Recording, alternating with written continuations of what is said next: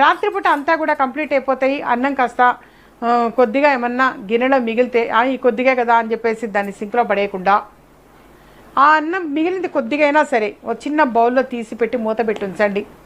ఆ అన్నం గిన్నె నిండా నీళ్లు నింపి పెట్టండి. వాస్తవం ఇది, ప్రాక్టికల్గా అనమాట తెలియచేయటం.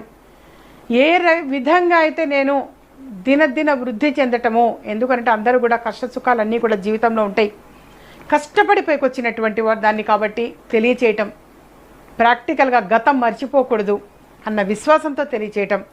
అన్నం గిన్నె నిండా కూడా నీళ్లు నింపి పెట్టండి. ఎప్పుడు కూడా అన్నం గిన్నెని అలా అంట్లలో పడేయకూడదు.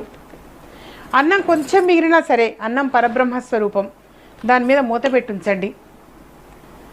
డెఫినెట్గా రాత్రిపూటట అమ్మవారు వచ్చి చూసి పెడుతుందట వీడింట్లో ఉన్నదా లేదా అని చెప్పేసి.